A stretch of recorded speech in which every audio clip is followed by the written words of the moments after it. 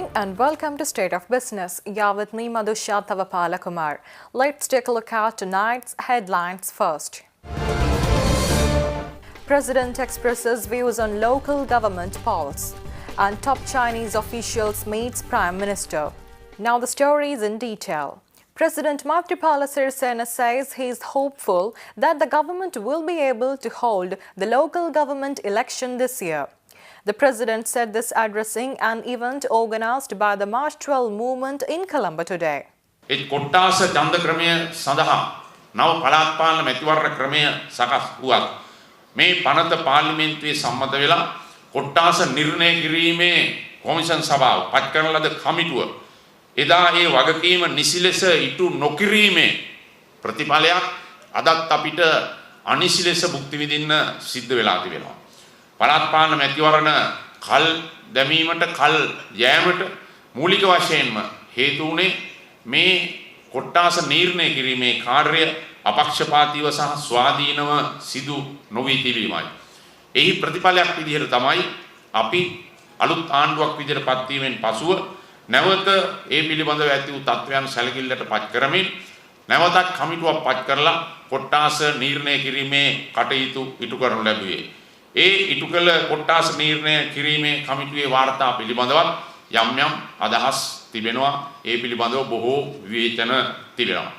නමුත් විවේචන කොතෙක් තිබුණත් අප විසින් සමාජයට කළ යුතු වෙනස්කම් පරිවර්තනයන් කිරීම සඳහා මේ මුල් ආරම්භයක් විදිහට මම දකිනවා. ඒ නිසා බොහෝ වෙලාවට මම විශ්වාස කරනවා පළාත් පාලන නව ඡන්ද ක්‍රමය මේ වසරේ අපිට ක්‍රියාත්මක කරලා මේ රටේ පළාත් පාලන මැතිවරණ පැවැත්වීමට හැකි වෙයි කියලා මා දැන් ලෙස විශ්වාස කරනවා. The chairman of the Election Commission, Mahinda Deshapriya, speaking at this event, pointed out that the country needs better laws to evaluate election financing.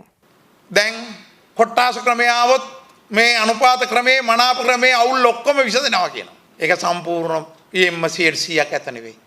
යම් කිසි දිස්ත්‍රික්කයකට ලක්ෂ 300ක් වේදම් කරන්න පුළුවන් කෙනා තමගේ තනි කොට්ටාතර ලක්ෂ 150ක් වේදම් කරොත් මේ කොහෙද වෙන්නේ? වියදම් පාලනය කිරීමේ මැතිවරණ ප්‍රචාරණ වියදම් කැම්පේන් ෆිනෑන්ස් එහෙම නැත්නම් මෙහෙයුම් වියදම් සීමා කිරීමට බැරි නම් වියදම් වාර්තා එකතු කර ගැනීමටවත් නීති සංශෝධනය කිරීමේ අවශ්‍යතාවයක් තියෙනවා. ඒවා කරොත් පමණක් අපේ රටේ ජනයා තුළ ඇති වෙයි මේ මුදල් බලෙන් මේක කරන්නට බෑ මොවුන් සාමාන්‍ය ජනතාවගේ ඡන්දෙන් ඉන්නේ කියලා.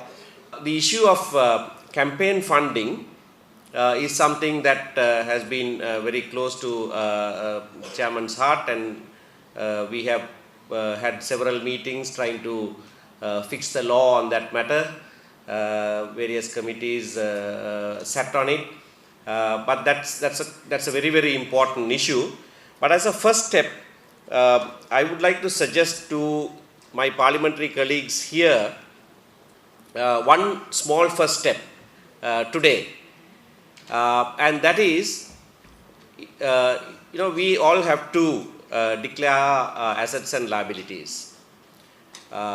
The law says you shall not sit or vote in parliament unless you declare your assets and liabilities. So I am suggesting to my colleagues here, just a few, 3, 1, 2, 3. Why don't we publish our assets and liabilities declaration? We've just passed 31st March. We will be filing that before 30th June. Voluntarily publish it. The chairman of Parliamentary Committee on Public Enterprises, Sunil Handunnethi, says the government has incurred a loss amounting to billions by importing rice during September 2014 to February 2015. MP Handunnethi said the losses were mentioned in a report submitted by Auditor General. විගණක අධිපතිතුමාගේ වාර්තාවේ පෙන්වලා දෙනවා metric ton 2,57,559ක් ආනයනය කිරීම නිසා මේ කාලබකවානුව තුල රජයේ සිදුවෙච්ච පාඩුව රුපියල් මිලියන 15,157කුත් 31,018ක් බව විශේෂයෙන්ම කැබිනට් අනුමැතියනුත් ඉක්මවලා ප්‍රසම්පාදන ක්‍රියාවලිය අනුගමනය නොකර මේ විශාල ආනයනය කිරීම සිද්ධ කළා තියෙන්නේ.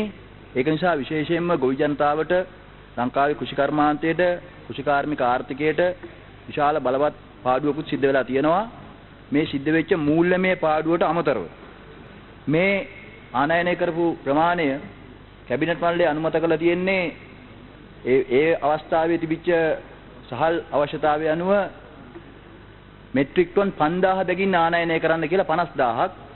නමුත් එකවරම 50000ක් ආනයනය කරලා තියෙනවා. හොඳයි. ඔව්. ඊට අමතරව මිලියන 11648ක වටිනාකම සහිත මෙට්‍රික් ටන් 182548කට කැබිනට් අනුමැතියක් නැතුව තමයි මේ සහල් ආනයනය කිරීම සිදු කරලා තියෙන්නේ.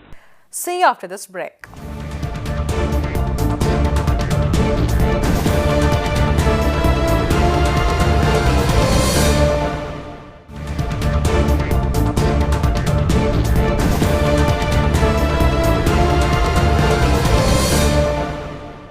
Welcome back.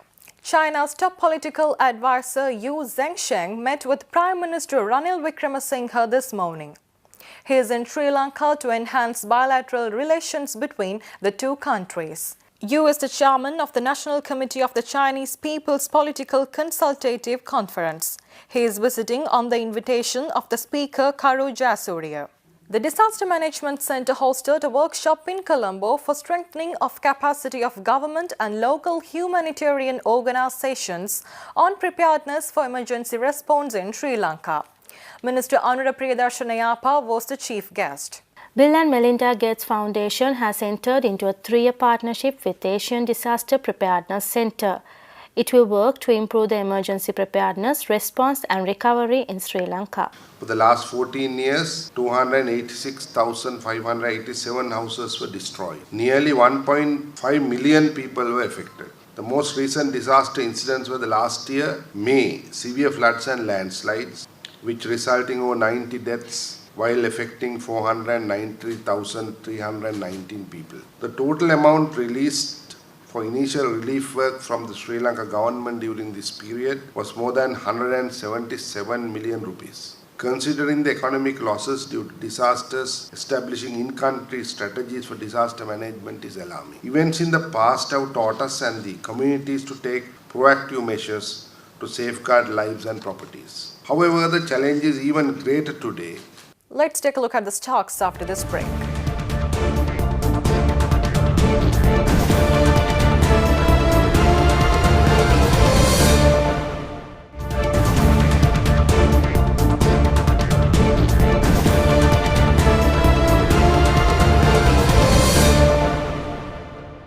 Welcome back. The trading at the Colombo Stock Exchange ended in a positive note today. The all-share price index gained 42.90 points to close at 6,292.94. And S&P SL20 index gained 31.65 points to close the session at 3,581.63. The turnover was 2 billion rupees and 26.7 million shares were traded. Next is Forex rates.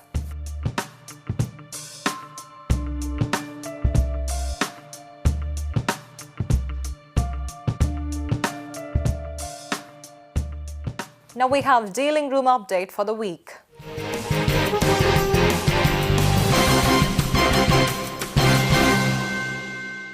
The US dollar rupee 2-week forward was closing slightly weaker on Thursday at 152.60 to 152.70 levels due to early gains in imported dollar demand, which outpaced the inward remittances. The forward rupee premiums for 3, 6 and 12 months recorded at 3.20 to 3.40, 6.20 to 6.45 and 11.50 to 12 levels respectively. The call money market traded at 8.75% levels and overnight repo rates traded at 8.72% to 8.75% levels today. The market surplus recorded at 16.9 to 9 billion levels as of Thursday.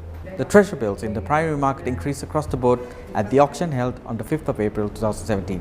The 3 months, 6 months and 12 months recorded at 9.67% to 10.69% and 11.02% respectively.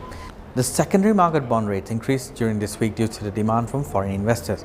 the 1st of July 2019, 1st of May 2021, maturities were trading at 11.70% to 11.75% and 12.17% to 12.25% levels respectively, while the long tenure maturities on the 1st of January 2024 and on the 1st of August 2026 were trading at 12.50% to 12.60% and 12.55% to 12.65% respectively in the early hours of trading today.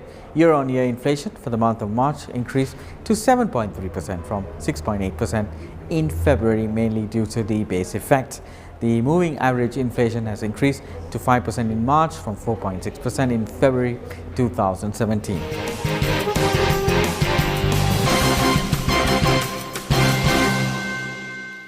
With that, we wrap up State of Business for the week. Join us tomorrow with Biz Roundup at 7 p.m. Until then, take care and good night.